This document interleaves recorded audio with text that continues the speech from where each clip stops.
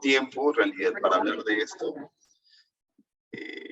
Tenemos, bueno, es algo menos de 50, quizás 50 minutos nada más para hablar de algo bastante complejo de explicar, ¿no? Nosotros podríamos tardarnos una semana para cubrir algunos de estos aspectos, pero lo que quiero es hacer una muy breve y rápida introducción. Lo que más me interesaría a mí es quizás al final poder resolver algunas de sus dudas con respecto a algunas inquietudes que tengan ustedes sobre diseño de investigación, que quieran ustedes aplicar en alguna propuesta de estudio o alguna duda que tengan al momento de seleccionar una muestra, ¿no? Entonces, vamos a empezar poco rápido porque, como le menciono, hay solo 50 minutos para hablar de esto, ¿no? Y es bastante complejo. Entonces, no sé si es que además tengo que hablar del tema de muestreo, porque me dijeron que era diseño y muestreo, pero voy a tratar de tocar algo también de muestreo, porque cuando uno se plantea realizar una investigación, van en camino aprendiendo que debe tener muchas herramientas, ¿no? Más allá de la habilidad que uno desarrolla y la habilidad para poder identificar problemas de investigación, ¿no? Que es algo que también ustedes van a ir desarrollando, afinando la selección de preguntas de investigación que sean plausibles de responder y que sean interesantes. Al principio no van a tener probablemente ideas muy coherentes, por así decirlo, o plausibles de realizar, ¿no? Pero con la práctica y con el interés que cada uno va adquiriendo, ¿no? En investigación y las herramientas también que uno va adquiriendo en el sentido de que puedan ir aprendiendo un poco más de estadística, análisis estadístico, ¿no? De metodología, de redacción científica, con todas esas herramientas y sobre todo la capacidad de ustedes de observar y de querer hacer investigación. Eso les va a ir sumando para que al final puedan salir de la universidad con cierta experticia haciendo investigación, ¿no? Y lo que es fundamental es la práctica, ¿no? Empezar ustedes a meterse en el campo de la investigación, a hacer investigación en un primer momento quizás colaborando con algunos que ya tienen más experiencia y ya más adelante ustedes como estudiantes, ¿no? También realizando, dirigiendo sus propios estudios. Entonces, esto es bastante importante. Y cuando uno ya empieza a realizar se decide por hacer una investigación por su propia cuenta, tiene que necesariamente plantearse una guía, ¿no? Plantearse un manuscrito, lo que nosotros llamamos un protocolo de investigación, un proyecto de investigación en el cual va a servir como una especie de guía para que ustedes en este documento, ¿no? Tengan claramente descrito lo que van a realizar. Y estos proyectos, protocolos de investigación ya tienen una estructura que ustedes, imagino, conocen, ¿no? Que se las estoy presentando ahora, ¿no? Que tiene una carátula, una parte de justificación, tratamiento del problema, objetivo, hipótesis, y la metodología, ¿no? Dentro de la cual la metodología debería ser una parte bastante importante y coherente que permita resolver la pregunta de investigación que más adelante, cuando ustedes recolecten los datos y analizando lo que han encontrado, ustedes se van a dar cuenta si es que realmente con su metodología, con el análisis que han realizado, se logró o no responder una pregunta de investigación. Y siendo también coherentes consistentes con el diseño que ustedes se han planteado. Cuando uno se decide por realizar un diseño de investigación, tiene que conocer, o al menos teóricamente conocer todo sobre este diseño de investigación. Si yo voy a realizar, también me he decidido por realizar ciertos tipos de análisis estadístico, también teóricamente debo conocer la mayor cantidad de información sobre estos tipos de análisis, ¿no? Muchas veces esta información o se adquiere, ¿no? Leyendo libros o viendo tutoriales en YouTube o revisando otros artículos, ¿no? Revisando otras investigaciones, uno puede ir adquiriendo ciertos conocimientos sobre cómo se desarrollan estos estudios, ¿no? Lo cual es bastante positivo. Pero ya al momento de trasladarlo a la práctica, muchas veces se van a topar con algunas dificultades, ¿no? Entonces, justamente un proyecto de investigación me permite definir, centrar, conocer cuáles van a ser estas posibles dificultades que yo voy adquiriendo y qué estrategia voy a plantear para resolverlas, ¿no?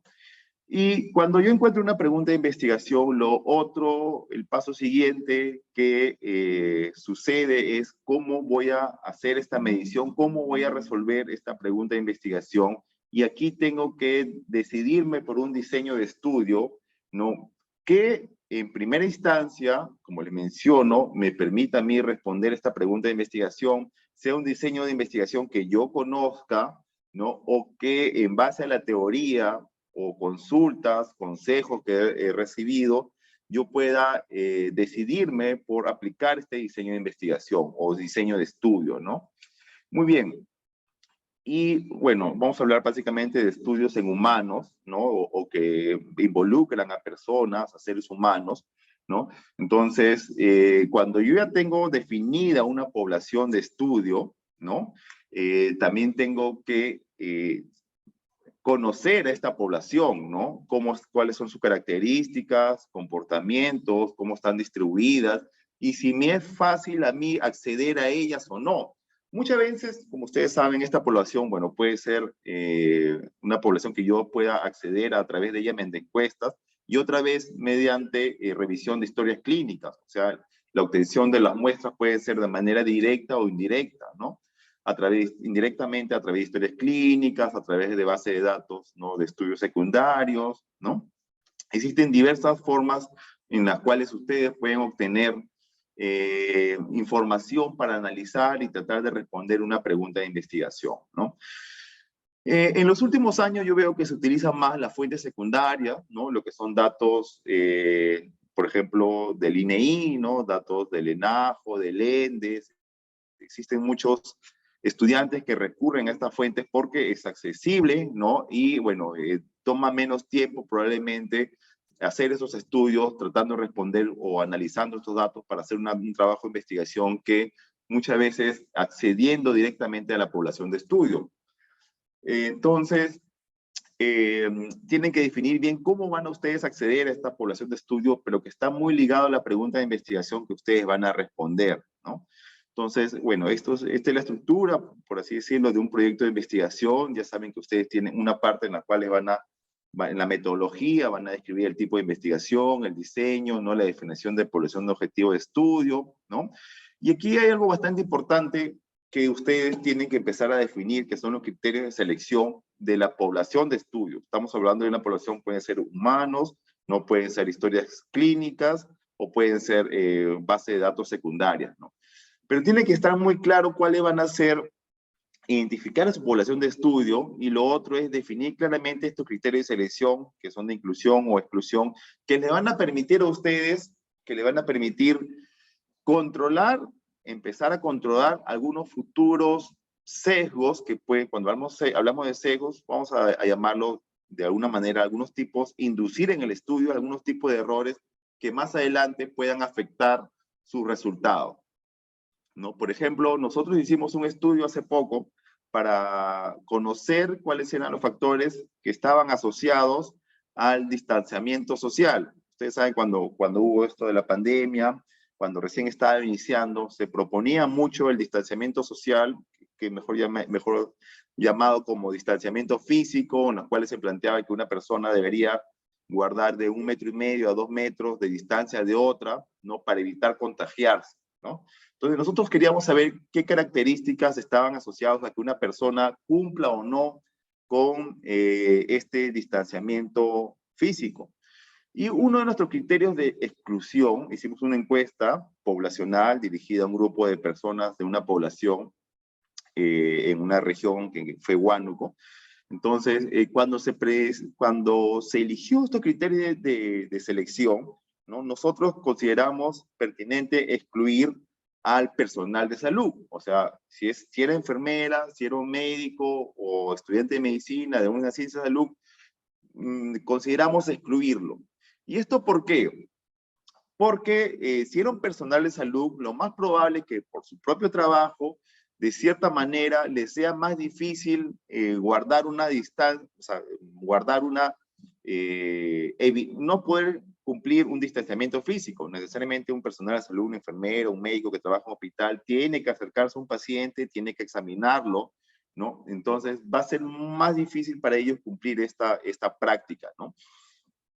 Entonces, aunque se pudiera de alguna manera controlar con algún tipo de preguntas, ¿no? Y eso también las encuestas, las preguntas que realizamos, permiten hacer este tipo de control para excluir estos posibles factores que puedan alterar los resultados. Nosotros consideramos por conveniente mejor excluirlos, ¿no? Entonces, solo nuestra población está definida solo en población general, excluyendo al personal de salud justamente por este motivo.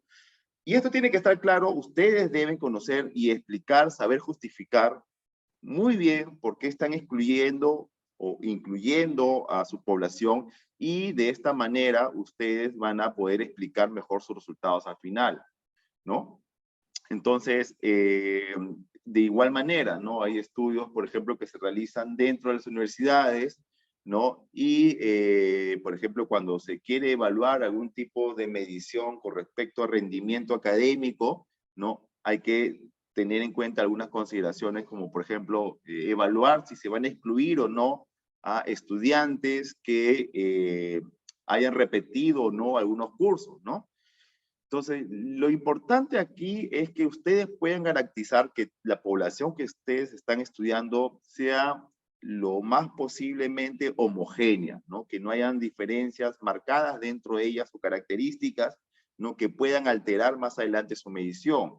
Entonces, si un estudiante probablemente ha vuelto a repetir algunos cursos, puede ser que como un criterio de inclusión que no se cumpla, pueda hacer que este estudiante no esté llevando todos los cursos, ¿no? O sea, solamente esté llevando algunos cursos, y ustedes quieren hacer un estudio para justamente hacer un estudio en estudiantes, que estén llevando todos los cursos o créditos, ¿no? De un ciclo académico. Por lo tanto, tendrían que excluir a los estudiantes que son repitentes o que solo están llevando algunos créditos nada más, ¿no?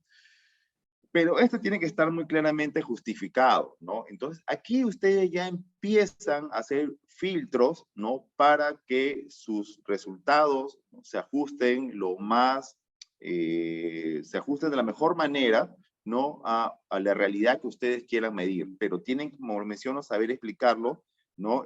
Por qué ustedes realizan estos criterios de inclusión o exclusión.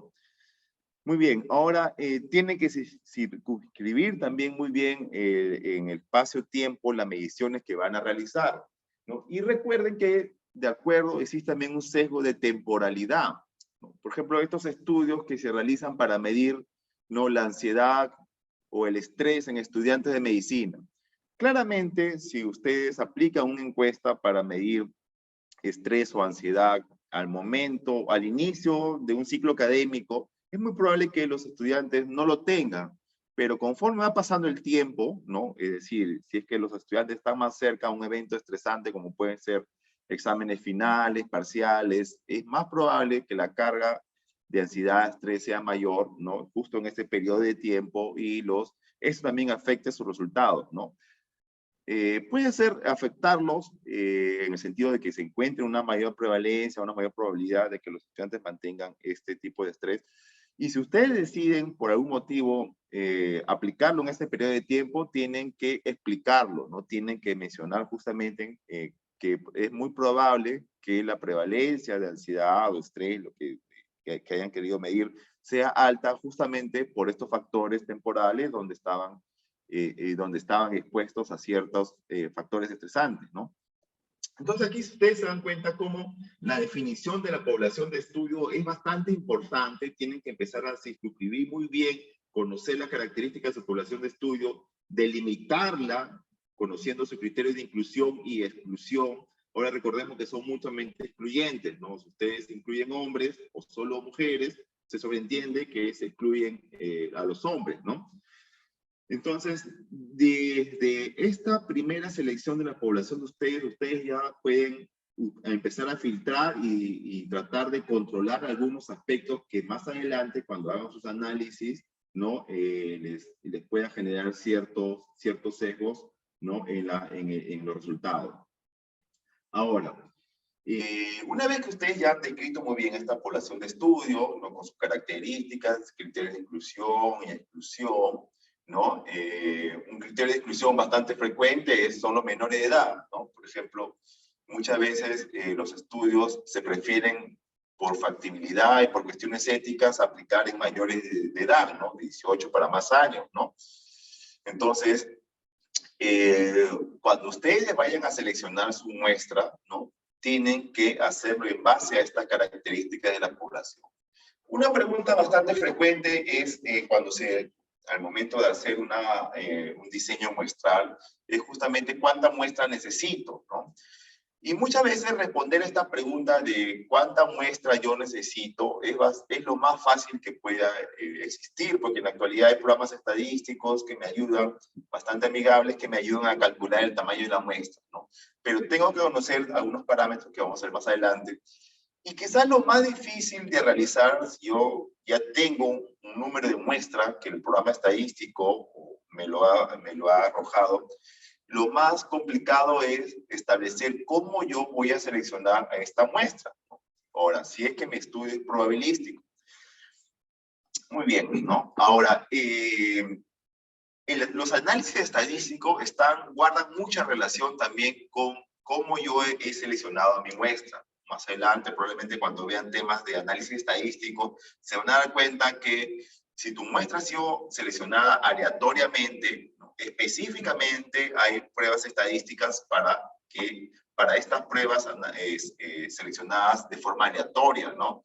Y uno de los criterios estadísticos para otras pruebas es si es que no se cumplen con este muestreo aleatorio, pues tengo otras opciones de pruebas estadísticas. Eso lo van a ver más adelante probablemente en análisis estadístico, pero desde ahora les voy mencionando que muchos de los análisis estadísticos que van a realizar tienen que ver mucho también con los criterios de selección, con el tipo de muestra que ustedes se han realizado, ¿no? Entonces existen pruebas estadísticas para muestreos aleatorios, ¿no? Y pruebas estadísticas también específicas para muestreos de tipo no probabilístico o no aleatorios, ¿no? Muy bien, entonces, bueno, continuamos con la estructura de un protocolo de investigación, ¿no? Y ya entrando al tema de diseño de estudios, hay dos grandes grupos en los cuales se clasifican los diseños de estudio desde un punto de vista epidemiológico, ¿no? O en temas de salud, y son, en realidad en general, ¿no? Pero son estos dos grandes grupos, ¿no? Los diseños de estudio experimental y no experimental, sobre el cual vamos a hablar más, o aquellos llamados observacionales o no observacionales, ¿no? Había mencionado que es muy importante definir a la población objeto de estudio, ¿no? Y partiendo antes de esto de la unidad de análisis que ustedes van a estudiar, ¿no? ¿Cuál es la unidad de análisis que ustedes consideran para realizar un estudio, ¿no? Muy bien, entonces, cuando ustedes planteen un diseño de estudio, y cuando ya con la experiencia se van a dar cuenta que tiene que haber cierta coherencia desde el objetivo del estudio, ¿no? La metodología y los resultados. Una persona, un investigador con cierta experiencia puede ya saber el diseño de estudio que ustedes han aplicado, incluso solo leyendo el título nada más, ¿no? El título me puede orientar hacia qué diseño de estudio ustedes han podido aplicar para responder a este objetivo de la investigación, ¿no? Entonces tiene que haber cierta coherencia, ¿no? Desde los objetivos hasta los hallazgos. Entonces, este diseño de estudio, ¿no? Nos va a permitir alcanzar el objetivo de la investigación, ¿no? También hay tipos de estudios de investigación que van a ser mejor planteados para responder a algún tipo de estudio que yo quiera medir para ciertas enfermedades, ¿no? Por ejemplo, si ustedes quieren hacer estudios, ¿no? Para investigar enfermedades raras, ¿no? Muy poco frecuentes, es muy probable que tengan que acudir a un diseño específico, como son los casos de controles, ¿no? Para poder estudiar este tipo de enfermedades raras, de las cuales no hay mucha población objeto de estudio. Entonces aquí también viene otro punto que es importante que ustedes tengan en cuenta al momento de plantearse una investigación, ¿no? Sobre el evento que quieren estudiar, ¿no? O sea, sobre la naturaleza de la enfermedad, más específicamente el evento que ustedes quieren estudiar, ¿no? Y cómo lo van a medir, ¿no? Si es una enfermedad muy poco frecuente, ¿no? Es muy probable o que tengas que hacer una encuesta muy extensa, y si no puedes hacerlo, tengas que hacer un diseño de estudio específico para medir este tipo de enfermedades raras, como son los estudios de tipo casos y controles, ¿no?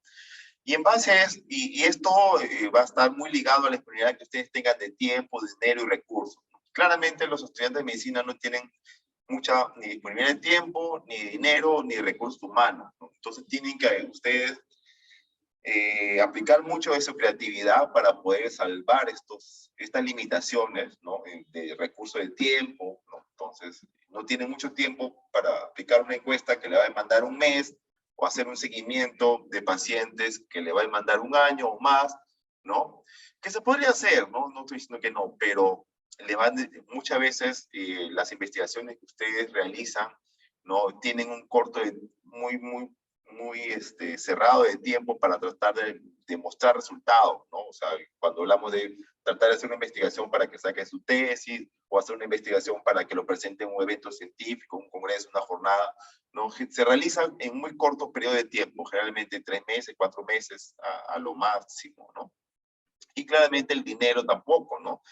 Entonces tienen que ustedes delimitar muy bien esto, ¿no? Si es que no tienen dinero para comprar muestras, para tomar muestras de sangre, ¿no? Para comprar pruebas de laboratorio, entonces tienen que ver la manera de cómo hacer estudios que que ustedes puedan obviar estas limitaciones, ¿no?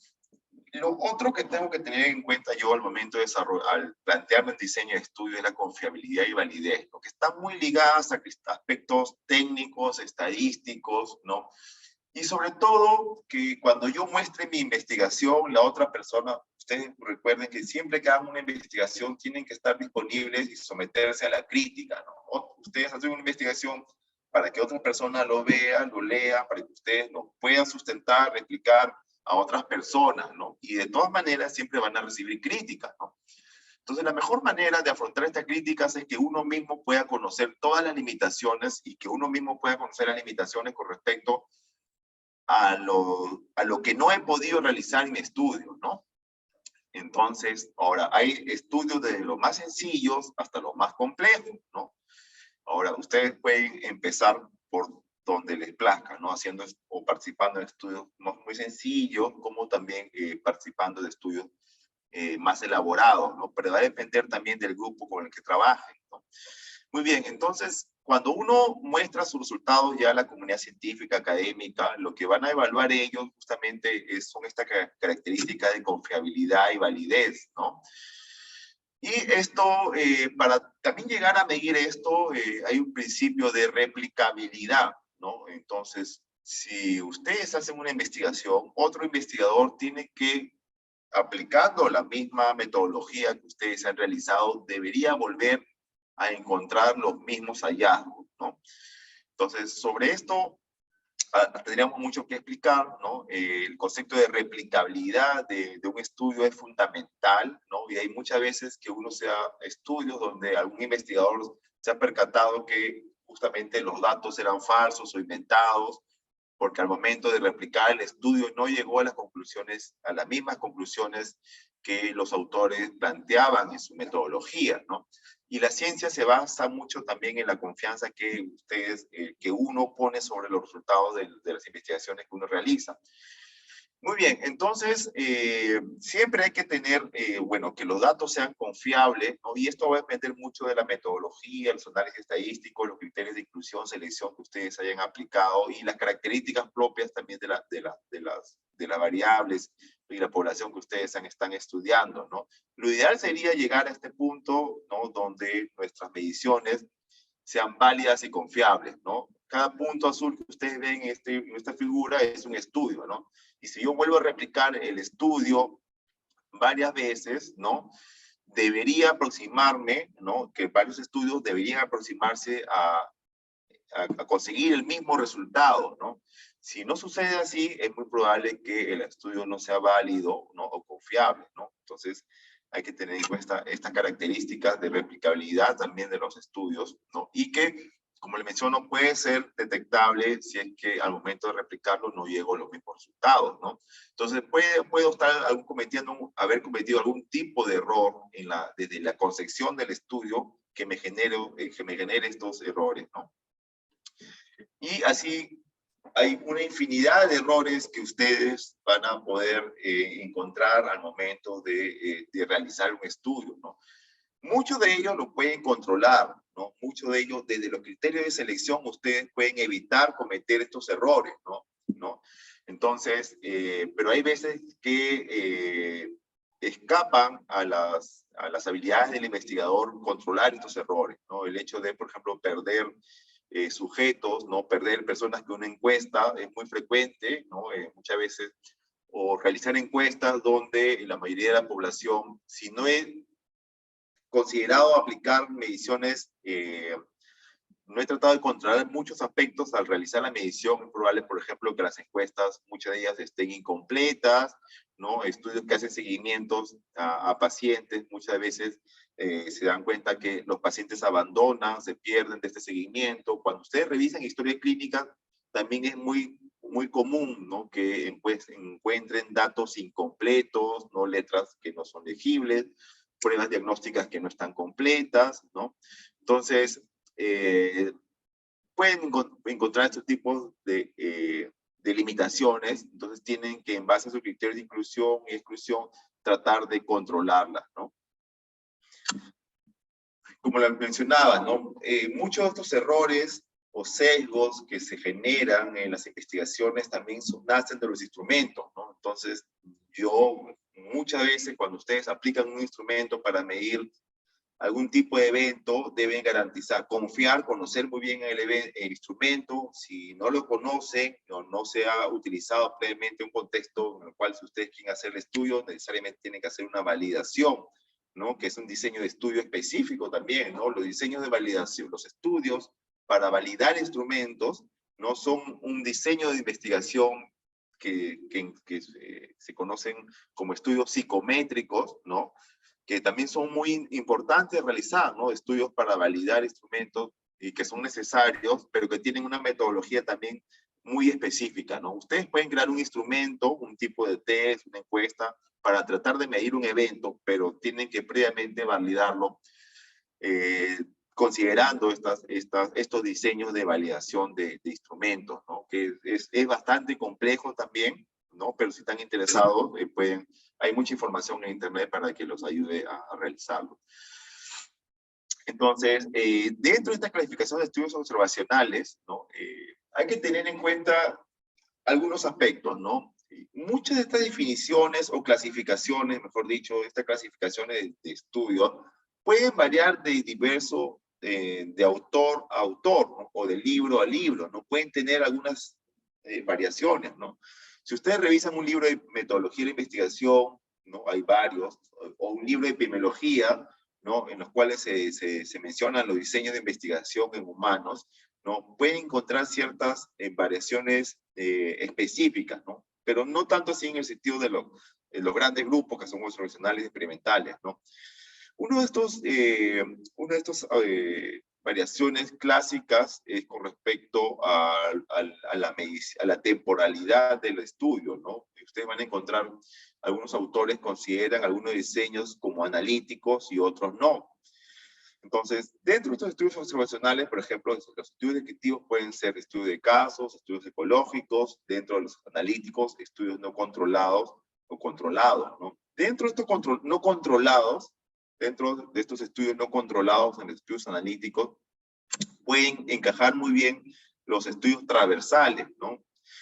Que son los estudios también llamados transversales analíticos, siempre y cuando, ¿no? En la finalidad del estudio, ustedes hayan querido determinar una asociación entre una variable y otra, ¿no? Entonces, ustedes muchas veces van a encontrar estudios que quieren determinar la asociación entre una variable independiente y una variable dependiente, ¿no? Y cuando ven la secuencia temporal de cómo se han medido estas variables, ¿no? Es de forma transversal, ¿no? ¿Qué quiere decir que se ha medido de forma transversal? ¿No? Que las dos variables, tanto la independiente y la dependiente, se han medido a la vez, en un solo periodo de tiempo, en una sola medición. Ahora, ustedes pueden hacer esta medición de estas dos variables cuando aplican encuestas, por ejemplo, ¿no? Si es que aplican una encuesta el día de hoy, mañana, la próxima semana a cierta población, sigue siendo un estudio transversal porque las dos variables, la independiente y dependiente, se han medido ambas en un solo periodo de tiempo, ¿no? Ahora, lo ideal sería que se realice en un periodo de tiempo corto. Y entonces, en estos, cuando hablamos con respecto al inicio o relación de la cronología de los hechos, ¿no? Nosotros podemos decir que si es que vamos a hacer preguntas sobre hechos que ya pasaron, puede ser un estudio retrospectivo, ¿no? Según la secuencia temporal puede ser transversal, y según la finalidad del estudio yo puedo decir que es un estudio de tipo descriptivo o analítico. El hecho de que sea analítico quiere decir que ustedes se van a plantear una hipótesis, ¿no? Necesariamente para que su estudio sea analítico, tienen que plantearse una hipótesis que sea resuelta con alguna prueba estadística, ¿no? De inferencia que les permita determinar si se comprueba o se rechaza la hipótesis que ustedes han planteado. Si es que no se plantean una hipótesis, quiere decir que es un estudio descriptivo, y por lo general en estos estudios descriptivos solo se mencionan frecuencias y porcentajes, ¿no? O medidas de tendencia central, medidas de dispersión de tendencia central o desviación estándar, ¿no? Entonces, no hay ningún tipo de planteamiento de hipótesis. Entonces, ustedes se dan cuenta cómo ya pueden ir relacionando estas características de clasificación en los diseños de estudio, ¿no? Yo puedo mencionar, si es que quiero saber sobre eventos pasados, que según la relación de la cronología de los hechos puede ser retrospectivo, según la secuencia temporal en la medición de las variables puede ser transversal, y según la finalidad del estudio analítico, si es que yo quiero tratar de encontrar o responder alguna hipótesis que previamente me he planteado, ¿no? Claramente debo empezar esto con la asignación del general del estudio, que es observacional, ¿no? Ahora, según el tiempo de ocurrencia de hechos, ¿no? Clásicamente hay dos grandes tipos de estudios según este tiempo de ocurrencia, ¿no? Los retrospectivos y los prospectivos. Y dentro de estos retrospectivos, nosotros tenemos a los estudios casos y controles, ¿no? Un estudio clásico retrospectivo en relación a la medición de las variables es los estudios casos y controles, ¿no?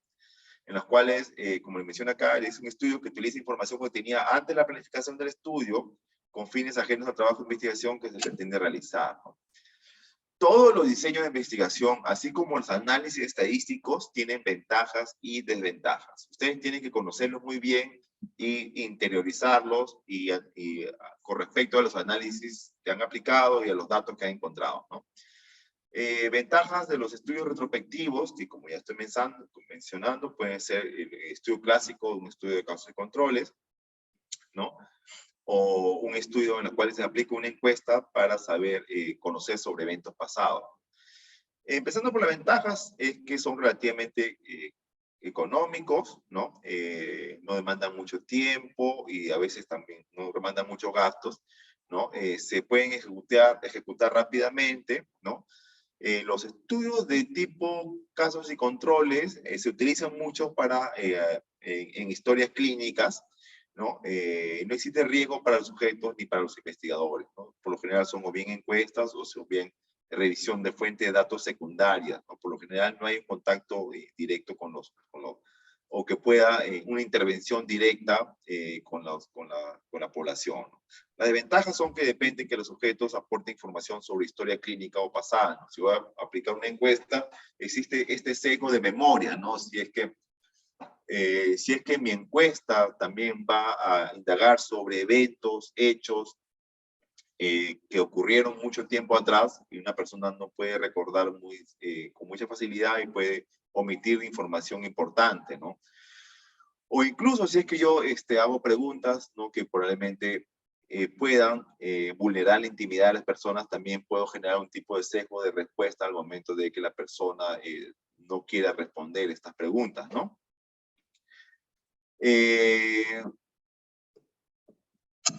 Con respecto a los estudios prospectivos, ¿no? Que por lo general son estudios longitudinales o de seguimiento, ¿no?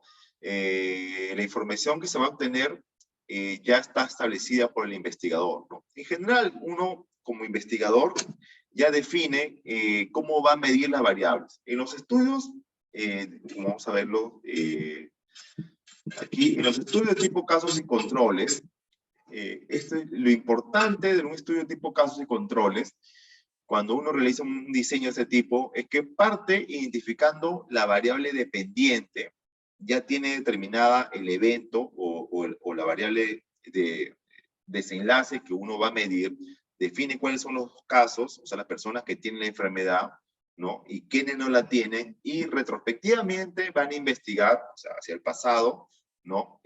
Van a investigar qué factores, o sea, la variable independiente, qué factor, básicamente para estudio de casos y controles se examina un solo factor, ¿no? Una sola variable de exposición para determinar qué factor conlleva a que exista una mayor probabilidad de desarrollar o no esta causa, ¿no? Y en los estudios prospectivos, el investigador parte identificando primero la variable independiente, ¿no? Un investigador en un estudio de cohortes, un investigador primero delimita la población que está expuesta y a la población que no está expuesta a un factor que más adelante el investigador va a determinar si es que esta exposición logró o no hacer que una persona tuviera mayor probabilidad de enfermarse, ¿no? O de contraer un evento que le interesa medir, ¿no? Pero parte, a comparación del estudio de casos y controles, en un estudio de cohortes o prospectivo, ¿no? En un estudio prospectivo, el investigador parte identificando la variable independiente, ¿no? Y un estudio retrospectivo de casos y controles, el investigador parte definiendo la variable dependiente, también llamada variable de desenlace o variable de efecto, o también llamada outcome, ¿no? Y la variable, en los casos de los estudios prospectivos o de cohortes, a la variable independiente, también la llaman variable de exposición, ¿no? O variable causal. Entonces, eso hay que tener en cuenta porque a veces cuando ustedes revisan ciertas bibliografías se van a encontrar con estas denominaciones, ¿no? Clásicamente son variable dependiente y dependiente, pero como les menciono, la variable dependiente también la conocen como variable outcome, desenlace o variable efecto, y en la variable independiente también la conocen como variable de exposición o variable causal. Va a depender mucho del diseño de investigación también en los cuales se apliquen, ¿no? Como le mencioné, en los estudios transversales, también llamado de prevalencia. Ahora, con este término de prevalencia para estudios transversales hay que tener un concepto claro, ¿no? Epidemiológicamente, uno le llama estudio de prevalencia cuando la medición del evento que yo quiero conocer lo he medido de forma aleatoria, ¿no? Si yo quiero conocer la prevalencia de depresión en la población, ¿no? Los puristas en la epidemiología, ¿no?, mencionan que si yo quiero realmente utilizar el término prevalencia, tengo que haber aplicado aleatoriedad, o sea, haber hecho un estudio probabilístico, seleccionado a la población de forma aleatoria, para de toda esta población, ¿no?, realmente calcular el término de prevalencia, ¿no? Entonces, no se ajusta como tal para estudios no probabilísticos o en los cuales ustedes seleccionan de forma intencionada a una población, ¿no? Necesariamente para usar este término de prevalencia tiene que haber aleatoriedad, ¿no? O ser un estudio probabilístico en los cuales yo selecciono de manera al azar a la población que yo voy a estudiar para medir si tienen o no este evento o esta variable que yo quiero encontrar, ¿no? O esta enfermedad.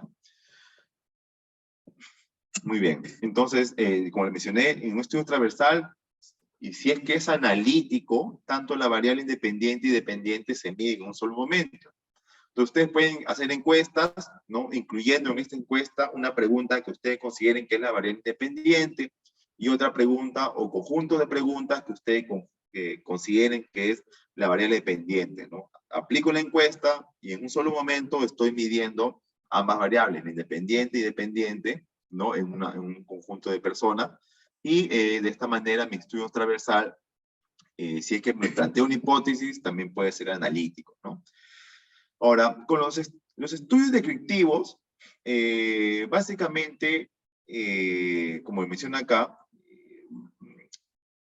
van a aportar información sobre la magnitud, frecuencia o características más importantes de una persona, lugar o tiempo, ¿no?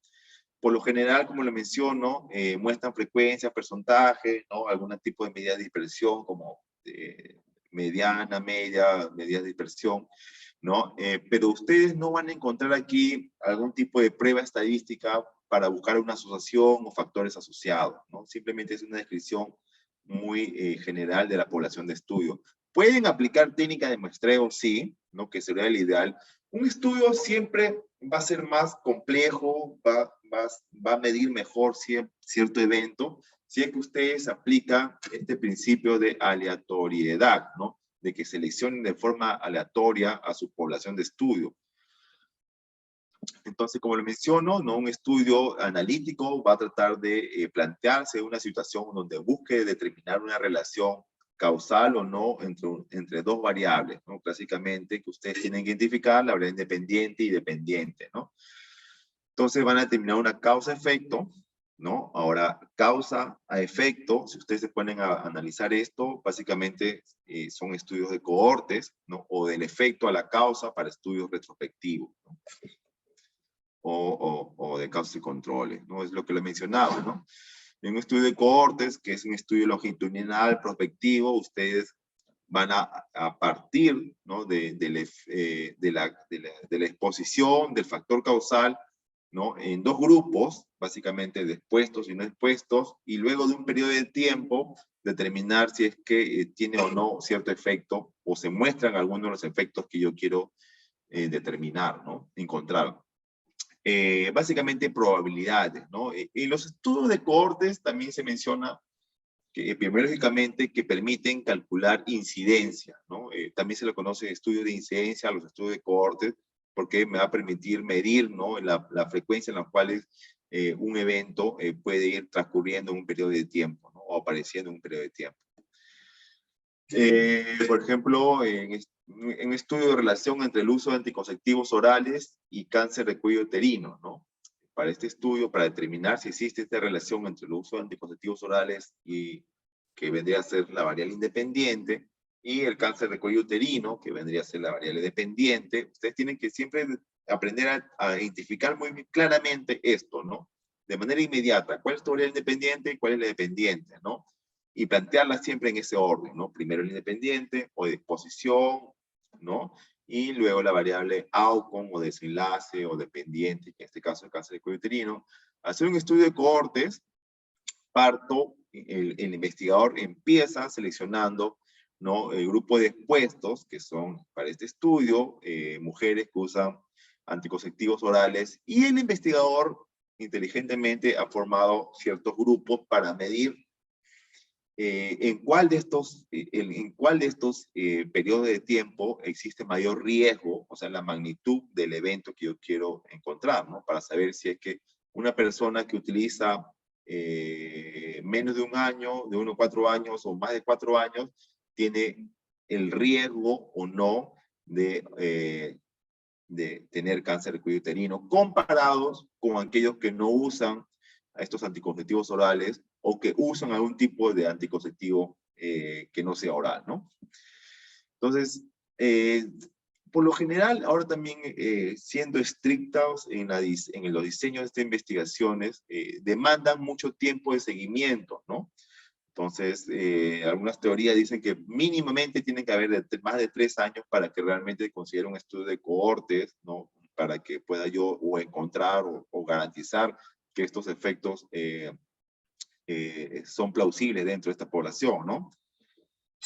Y a diferencia de los estudios retrospectivos, clásicamente los estudios de casos y controles, ¿no? Que son más fáciles de realizar en comparación con los estudios prospectivos, ¿no? En los cuales el investigador primero empieza definiendo a la variable dependiente o outcome, ¿no? O la variable de efecto, ¿no? Entre los que tienen o no este efecto, ¿no? Y luego, retrospectivamente, investigan, preguntan, revisan historias para saber si es que tenía o no este factor causal. en este estudio clásico de Dowling Hill para determinar la relación entre el hábito de fumar tabaco, ¿no?, como variable independiente, y el cáncer de pulmón como variable dependiente o de exposición o efecto, ¿no?, retrospectivamente identificaron estos dos grupos, ¿no?, pacientes que tenían cáncer de pulmón, pacientes sin cáncer de pulmón, revisaron historias clínicas o hicieron encuestas para determinar el hábito de fumar, ¿no?, considerando también diversas características, como por ejemplo el periodo de tiempo. Y lo que también es importante cuando uno se plantea este tipo de estudios es medir las variables intervinientes o confusoras, ¿no? Entonces, eso probablemente lo vean más adelante en lo que viene a ser el análisis estadístico, pero cuando yo me planteo un diseño de investigación, no solo voy a tratar de medir dos variables, en este caso hábito de fumar y pacientes con cáncer de pulmón, ¿no? Tengo que considerar que en esta relación existen otras variables que pueden afectar esta relación, como por ejemplo el sexo, la edad, ¿no?, el antecedente de personas o familiares con cáncer, ¿no? El hecho, por ejemplo, de vivir o trabajar, ¿no?, en ambientes, trabajar, por ejemplo, en fábricas de carbón o vivir en ambientes donde hay mucha contaminación ambiental. Entonces, estas variables pueden afectar, que son variables intervinientes o confusoras, pueden afectar esta relación.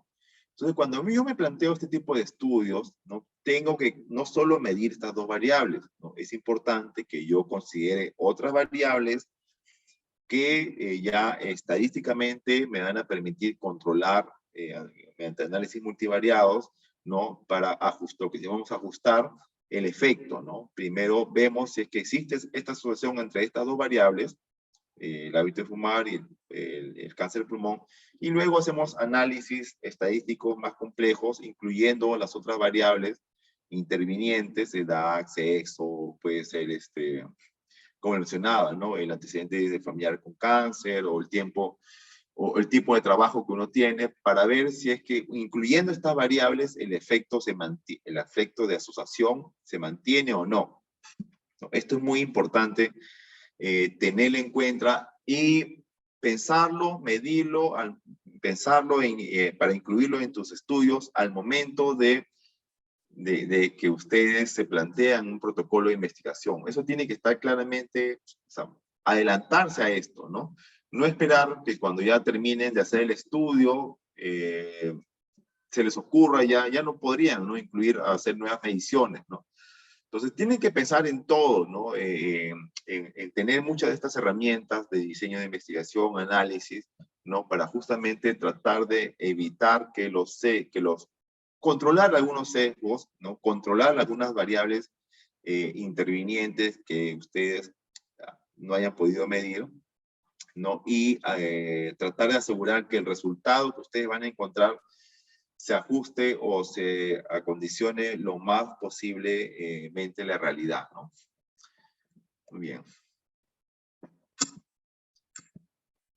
Muy bien, con respecto a los estudios experimentales, ¿no?, lo que son básicamente en humanos los ensayos clínicos. La principal característica de un estudio experimental en humanos, o en animales, también en ratones de experimentación, es que el investigador va a poder manipular, ¿no?, o crear diferentes ambientes para ver si esta variable independiente, el investigador manipula esta variable independiente para ver cómo diferentes niveles de exposición pueden tener o no efecto en la medición final, que es la variable dependiente, ¿no? Entonces, clásicamente en un estudio experimental, ¿no?, el investigador va a manejar la variable independiente y estudia el efecto que produce esto en una o más variables, ¿no? Muy bien, entonces, hasta aquí hemos hablado muy rápidamente sobre diseño de estudios observacionales, ¿no? Vamos a hablar un poco más de muestreo, ¿no? Y como les mencioné, siempre va a ser importante que ustedes seleccionen o se acerquen lo más oportunamente a seleccionar a una población de manera aleatoria, ¿no? Para un revisor de un trabajo de investigación, ¿no? Para un jurado, para un lector que al momento de evaluar un estudio donde ustedes mencionan que la muestra ha sido seleccionada de forma aleatoria, de cierta manera le da tranquilidad al momento o confianza, si es que se ha realizado también correctamente esta aleatorización, seleccionado esta muestra, en el sentido de que cuando uno selecciona una muestra de forma aleatoria, de cierta manera, también trato de controlar algunos sesgos de medición, ¿no? Entonces, o me da más confianza al tratar de aplicar pruebas estadísticas inferenciales, ¿no? Y me permite asegurar que yo pueda realmente acercarme a la población general que yo quiero medir, ¿no? O que puedan ser comparables con otras poblaciones en otro contexto. Entonces, existen dos tipos de muestras, ¿no? O las probabilísticas y las no probabilísticas, ¿no? Las probabilísticas, donde claramente existe una selección aleatoria, al azar o randomizada, ¿no? Donde cada individuo tiene igual chance o probabilidad de ser seleccionado para la muestra, ¿no? Esta probabilidad de selección debe ser conocida para cada individuo de la población, ¿no? Y se puede, para este tipo de muestros probabilísticos, ¿no? Se pueden evaluar en ellas la confiabilidad de las conclusiones que se obtengan a partir de las muestras aleatorias. A diferencia de las muestras no probabilísticas, ¿no? Donde las personas, ¿no? Pacientes o población de estudio no han sido seleccionadas de acuerdo a un esquema aleatorio, ¿no? Por lo general son seleccionadas a voluntad de los investigadores, ¿no? Pero cada uno tiene sus ventajas y desventajas, ¿no? Y por lo general, una de las ventajas de utilizar estos muestreos no probabilísticos justamente es cuando yo no puedo acceder no tengo un patrón, ¿no? No conozco muy bien a la población y no sé cómo poder seleccionarlos aleatoriamente, ¿no? Lo que se conoce como tener un marco muestral, ¿no? No tengo un marco muestral de esta población o conozco cómo está distribuida para yo poder seleccionarla de forma aleatoria, ¿no? Muchas veces cuando yo quiero hacer un estudio con una población muy pequeña, ahora esto de pequeño también va a depender de cada criterio, ¿no? De una persona, ¿no?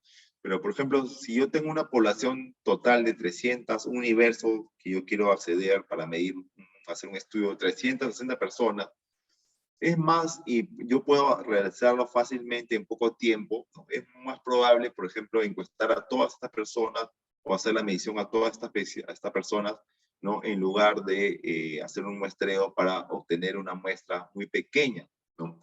Lo otro que tienen que tener en cuenta es el evento que ustedes quieren medir, como lo mencioné al inicio, ¿no? Si es que es un evento muy raro, ¿no? Entonces tengo que definir muy bien si es que me conviene hacer un muestreo aleatorio, ¿no? Porque si yo quiero encontrar este evento en la población, al ser un evento muy raro, necesariamente voy a tener que encuestar un gran número de personas, ¿no? Para poder calcular una prevalencia, ¿no? Ahora, cuando hablamos cuando empezamos a hablar de esas técnicas de muestreo, tenemos que tener en cuenta algunos conceptos, como por ejemplo unidad de muestreo, ¿no? ¿Qué es la unidad de muestreo? ¿No? Claramente se aplican estudios en los cuales se realiza un muestreo, ¿no?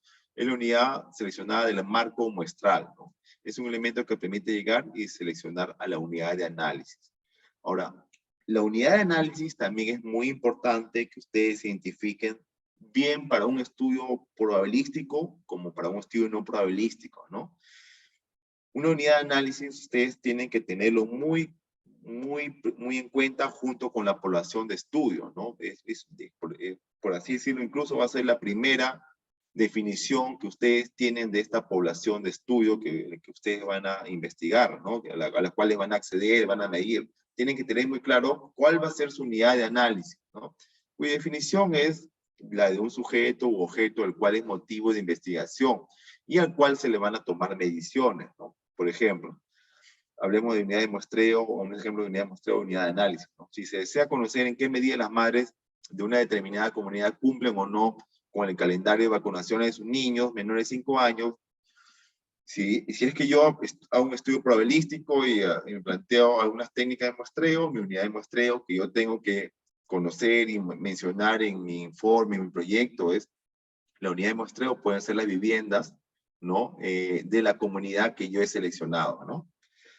Previamente, teniendo o accediendo a un marco muestral, ¿no? Para tener unidad de muestreo, necesariamente tengo que tener un marco muestral que muchas veces son las manzanas, ¿no? El número de viviendas que existen en una manzana, ¿no? O el número de personas, ¿no? que estudian en un aula determinada o en una universidad, ¿no? Tengo que conocer muy bien esta unidad de muestreo. Y la unidad de análisis, la unidad mínima, ¿no? Que vendría a ser en este caso, de este ejemplo, que la madre de familia que se le investigará.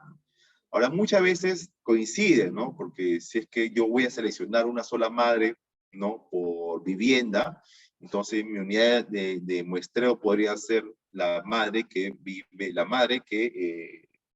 vive en una comunidad, ¿no? Una casa.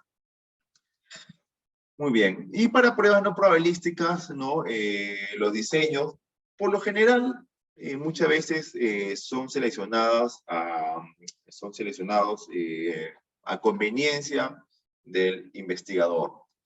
Un error que yo veo muy frecuente, o a veces no error, sino probablemente se ajusta más al interés de los investigadores, es cuando ustedes quieren hacer estudios, por ejemplo, realizan una campaña médica, ¿no? Realizan una campaña médica, ¿no? Y quieren aplicar y aprovechando esa campaña médica, quieren ustedes aplicar algún tipo de estudio, ¿no? Entonces, si se ponen a analizar, ¿no? Muchas de estas personas que acuden a esta campaña médica lo hacen voluntariamente y es muy probable que las características del evento que ustedes quieren medir sean más frecuentes, ¿no? Se presenten en mayor magnitud al ser una población que acude voluntariamente, que son seleccionados, que ellos mismos se autoconvocan, ¿no? Para asistir a este tipo de estudios, ¿no? Entonces, habría que especificar muy bien cuál es el evento que yo quiero medir, ¿no? Al momento de hacer estos tipos de estudios, ¿no? En campañas, por ejemplo, ¿no? Pero hay veces en los cuales estos muestreos no probabilísticos sí son útiles, por ejemplo, en estos muestreos por cuotas, ¿no? O de tipo bola de nieve, en los cuales yo quiero acceder a una población que no es tan fácil de encuestar, ¿no? Entonces, para obtener más muestra, ¿no? Yo le pido a estas personas que me contacten con otras personas, ¿no? Que es el tipo de estudio de bola de nieve, para poder completar algún tipo de más población de estudio con cierta característica, ¿no? Vamos a hablar de esto un poco más adelante, pero aquí tienen que tener también algunos criterios con respecto a muestreo probabilístico. Lo que ustedes quieren saber cuando hablamos de muestreo probabilístico, justamente es conocer cuánta muestra ustedes necesitan, ¿no? Del total de la población o del universo, ¿no? Para poder determinar o medir cierto evento, ¿no? Ya hablamos que si hablamos de prevalencia, lo mencionamos, necesariamente el término de prevalencia está relacionado o está muy asociado con la aleatoriedad, ¿no? Por ejemplo, hay estudios donde dicen prevalencia de diabetes en el hospital de Ica, ¿no? Entonces, este término muchas veces no es correcto porque, primero, no realmente ha sido esta población que se selecciona, que es autoconvocada, ¿no? Que asiste a un hospital para medir, para saber si está enferma o no, ¿no? No va a demostrar realmente, ¿no? La magnitud del evento a nivel poblacional, ¿no? Que es justamente donde más se aplica este término de prevalencia, ¿no? Ahora, también algunos puristas en epidemiología prefieren llamar prevalencia solo a eventos relacionados con humanos, ¿no? O de salud, ¿no? Porque, por ejemplo, hay otros que utilizan el término prevalencia para otros tipos de mediciones, ¿no? Como por ejemplo, bueno, prevalencia de faltas éticas, ¿no? Prevalencia de faltas éticas en investigación en estudiantes de medicina, ¿no? Entonces, a algunos no les gusta aplicar estos términos de prevalencia para eventos que no necesariamente estén relacionados, ¿no? A términos médicos, ¿no? Bueno, hay mucha discusión al respecto, ¿no? Pero depende de qué punto de vista se le quiera tratar, ¿no? Entonces, volviendo al tema, acá lo que es importante mencionar es que ustedes cuando realicen una muestra es justamente aleatoria, ¿no?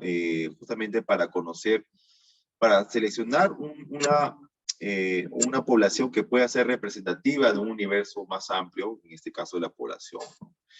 Y cuando hablamos de inferencia estadística, ¿no? Ahí son dos términos muy distintos, muestra probabilística y inferencia estadística, es cuando yo aplico pruebas estadísticas, ¿no? Para poder determinar que esta muestra es representativa de la población, ¿no? Por así decirlo, vendría a ser en el orden inverso, ¿no?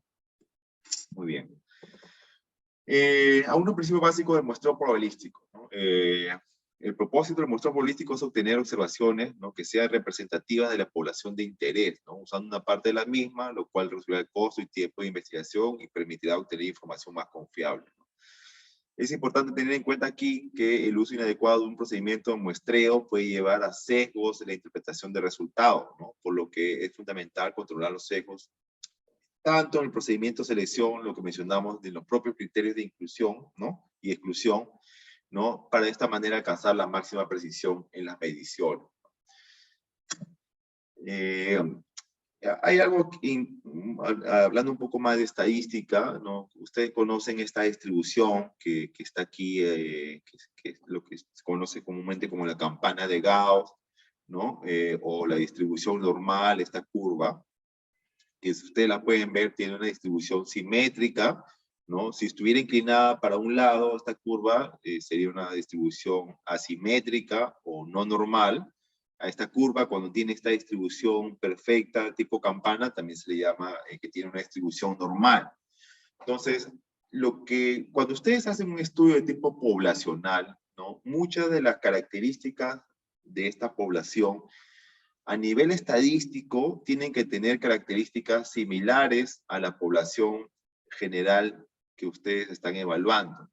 Y esto tengo que yo comprobarlo previamente, o una vez que obtengo una muestra, ¿no? Tengo que hacer algunos tipos de análisis estadísticos para comprobar que realmente, ¿no? Esta muestra tiene una distribución que se ajusta, ¿no? Una distribución que se ajusta a la población general o al universo en la cual nosotros hemos obtenido esta muestra, ¿no?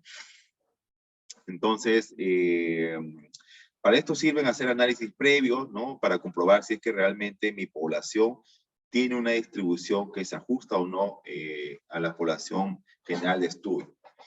Por así decirlo, ¿no? Si es que yo voy a encuestar, ¿no? Yo tengo una población en toda la universidad, ¿no? Imagínense que estas son las edades de la población, la curva de Gauss que está a la derecha, ¿no? Esta campana que está a la derecha, esta población de interés, son todos los estudiantes de la Facultad de Medicina, ¿no? Dentro de estos estudiantes, si es que evaluamos la edad, ¿no? Hay estudiantes que son más jóvenes, la mayoría de los estudiantes están en una edad media, ¿no? Probablemente 25, 26, 27, y para el otro extremo de la curva se encuentran estudiantes con edades más avanzadas, ¿no? 35, 36, 40, ¿no? Entonces, ambos tienen esos extremos, ¿no? Estudiantes más jóvenes, la mayoría que tienen una distribución de una edad media, ¿no? Y otro extremo para una distribución con edades más avanzadas, ¿no? Entonces, eso es como estadísticamente yo sé que se comporta esta población. Ustedes tienen que conocer muy bien a la población de interés que van a investigar, ¿no? ¿Cuáles son sus características, ¿no? Sociodemográficas, ¿no? Depende del tipo de investigación que quiera realizar. Si yo hago un cálculo de tamaño de muestra, yo quiero hacer un estudio en estudiantes de toda la universidad, de la Facultad de Medicina, ¿no? Ahí de primero hasta sexto año. Claramente excluyo a los estudiantes, ¿no? De internado, ¿no? Y tengo que saber explicar, ¿no? ¿Por qué motivo incluyo a los estudiantes de internado, ¿no? Solo incluyo a estudiantes, los internados siguen siendo estudiantes de medicina, ¿no? Pero ¿por qué los excluyo? Tengo que tener en cuenta. tengo que saber explicarlo. ¿Ya? Incluyo solo estudiantes que van a la universidad de primero a sexto. Muy bien. Entonces, esta es mi población. Imaginemos que son 5.000, ¿no? 5.000 estudiantes. Yo tengo, como no puedo encuestar a todos, ¿no? Por cuestiones de tiempo, recursos, necesito calcular una muestra, ¿no? Y esta muestra que yo voy a seleccionar, ¿no? Debería tener las mismas características de la población de interés o la población general de estudiantes de medicina de primero a sexto que yo que quiero inferir, ¿no? Entonces, si yo hago un pequeño análisis, me sale que de estos 5.000 estudiantes he seleccionado 300, ¿no? Yo hago un pequeño análisis de las edades, debería comportarse en esta distribución de igual manera que la población parámetro, la población de interés que yo quiero inferir, ¿no? Entonces, si hago una curva de Gauss, a una distribución, ¿no? De las edades, me voy a encontrar características similares patrones. Si la población de interés tenía una media de edad, recuerden que este punto, a mitad de la curva, hablamos de edad media, ¿no? Y yo tengo una edad de 30 años. Mi muestra, si yo calculo la media en una población más pequeña de 300 estudiantes, la media también debería ser muy similar, ¿no? Debería tener una media de 30 años, ¿no? Y si yo hago esta distribución de Gauss, voy a encontrar que es también normal, ¿no? Donde algunos estudiantes con dos colas, ¿no? En un grupo para un extremo están estudiantes de menor edad y para otro extremo estudiantes de mayor edad. Muy bien. Entonces, esto es para más o menos mostrarles que esta población tiene que tener las mismas características.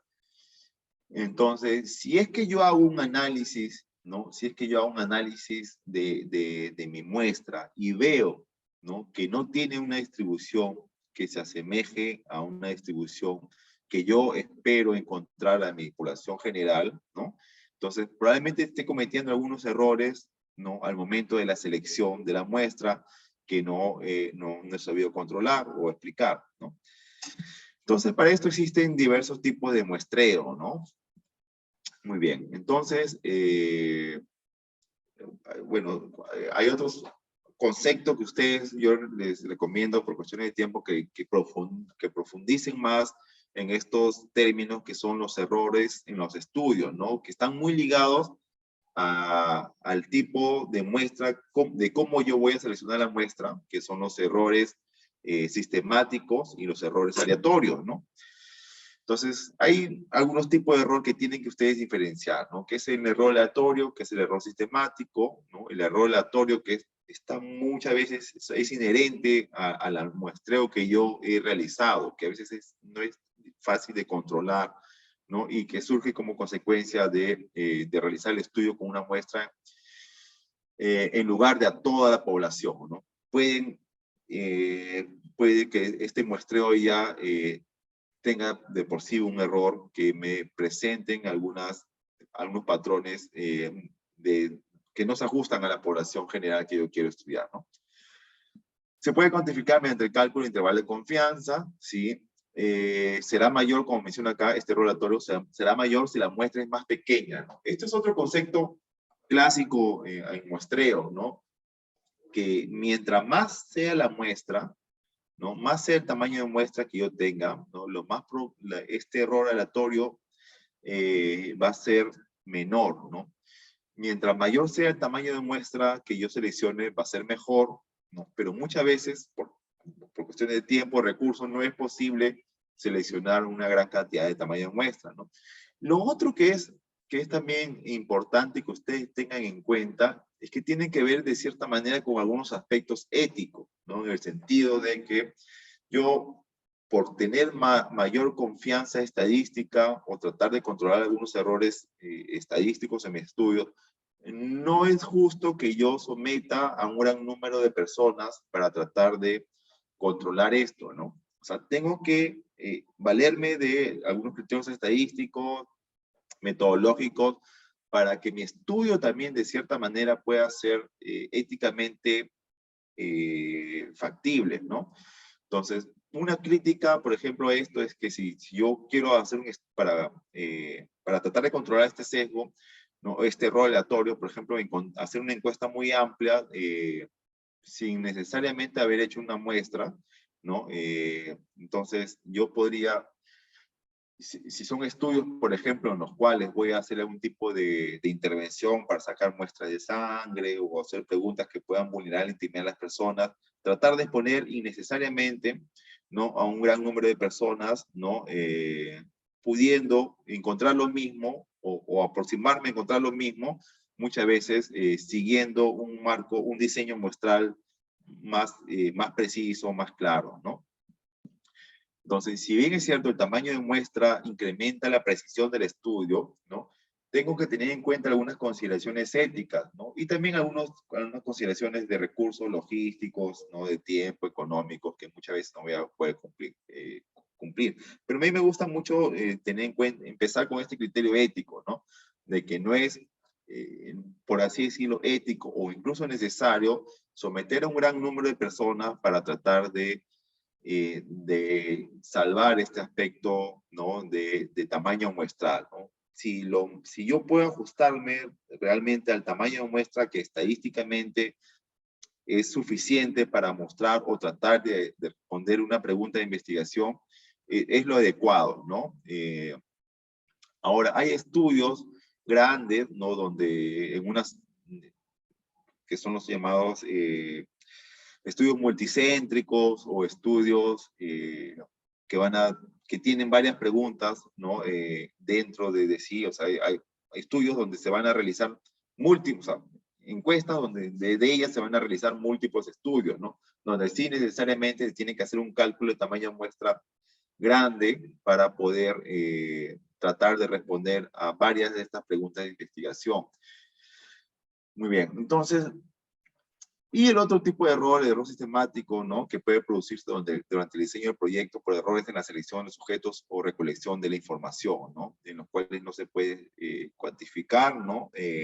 No desaparece aunque estudiemos a toda la población, son también llamados sesgos, ¿no? Y para tratar de controlar esto, minimizar el sesgo aumentará la validez. Muy bien. Otro término relacionado con el tipo de error y que está muy ligado a la inferencia estadística, sobre todo cuando yo quiero tratar de encontrar o comprobar, no realizarla, comprobar algún tipo de hipótesis estadística, son los errores tipo 1 y los errores tipo 2, ¿no?, también llamados error alfa o error beta, o error tipo 1 o alfa, en los cuales yo puedo cometer algún tipo de error tipo 1 al momento de rechazar la hipótesis nula cuando es cierta, y el error tipo 2, ¿no?, que consiste en no rechazar la hipótesis nula cuando esta es en realidad falsa, ¿no? Entonces, estos errores están muy ligados a la potencia estadística, ¿no? No vamos a hablar mucho de estos términos, pero de esta explicación, pero para garantizar, ¿no?, sobre todo en estudios que van a tratar de determinar la asociación entre dos variables, ¿no?, y me planteo una hipótesis, someto una prueba estadística a esta hipótesis, ¿no?, para tratar de responder a estas preguntas, tengo que tener en cuenta un criterio que se llama potencia estadística, ¿no?, que me va a permitir con seguridad, por lo general es una potencia estadística que se calcula el 80%, ¿no?, que ya viene definida para el 80%, que realmente yo evito cometer algunos de estos tipos de errores, ¿no?, específicamente el error del tipo 2, ¿no? Entonces, este tipo de cálculo de potencia estadística, ¿no?, está muy ligado también al concepto del tamaño de muestra, ¿no? Entonces, yo necesariamente, cuando me planteo una pregunta de investigación en la cual necesariamente tengo que también plantearme una hipótesis para responderla a través de una prueba estadística, ¿no?, tengo que calcular mi tamaño de muestra en base a una potencia estadística para asegurar que no cometa algún tipo de error al momento de rechazar o aceptar esta hipótesis. Muy bien, entonces, algunas ventajas y desventajas de los diseños aleatorios, no aleatorios, ¿no? Por lo general, siempre va a ser más beneficioso, como le mencioné, realizar un tipo de estudio probabilístico o en las cuales seleccionan algún tipo de muestra de forma aleatoria, ¿no? La ventaja está en que se disminuye el sesgo en la selección de la muestra, ¿no? Las pruebas de hipótesis estadísticas asumen este tipo ya de muestreo, ¿no? Por lo general, las pruebas uno de los criterios para aplicar pruebas estadísticas que planteen responder a una hipótesis, necesariamente asumen que la muestra se ha seleccionado de forma aleatoria, ¿no? Una ventaja de un diseño muestral no aleatorio o no probabilístico es que es menos costoso, administrativamente más fácil, consume menos tiempo, ¿no? Bueno, las desventajas, como ustedes pueden ver ahí, ¿no? Que los diseños muestrales aleatorios van a demandar probablemente mayor tiempo, ¿no? Necesariamente conocer más a la población de estudio, ¿no? Y tratar de garantizar que todos tengan la misma población de ser seleccionados, ¿no? Y una desventaja de los métodos de diseño muestral no aleatorio es que no garantizan que las muestras sean representativas, ¿no? Esto lamentablemente es una limitación más fuerte de los estudios no probabilísticos, ¿no? Yo no puedo garantizar que los resultados de esta población se puedan extrapolar a la población, de este estudio se puedan extrapolar a la población general. Ya. Para hablar rápidamente de los tipos de muestreo aleatorio, ¿no? Clásicamente existen estos, ¿no? El muestreo aleatorio simple, sistemático, estratificado, por conglomerados, ¿no? Y yo puedo hacer uso en un solo tipo de muestreo de muchos de estos diseños, ¿no? De muestreo, ¿no? Vamos a ver, por ejemplo, el tipo de muestreo aleatorio, ¿no? Que es el más sencillo, pero para yo poder seleccionar una población de forma aleatoria, necesito tener un marco muestral. Ahora, y conocer también la prevalencia o el evento que yo quiero medir, ¿no? Existen en la actualidad muchos programas estadísticos, o algunos incluso están en línea, donde para ustedes calcular una muestra aleatoria simple, les pide, ¿no? algunos datos que deberían tener, ¿no? Por ejemplo, el tamaño de la población o del universo. Si lo tienen, lo menciona. Lo otro que tienen que conocer es la prevalencia del evento al cual ustedes quieren medir. O sea, si yo voy a hacer un estudio de depresión en estudiantes de medicina, ¿no? Tengo que conocer, ¿no? Para calcular una muestra, tengo 5.000 estudiantes, es el universo de la población que yo quiero estudiar, ¿no? Pero no puedo encuestar a 5.000, tengo que seleccionar una muestra y tengo que conocer también la prevalencia del evento, ¿no? Para ser mucho más preciso con respecto a la muestra que voy a seleccionar.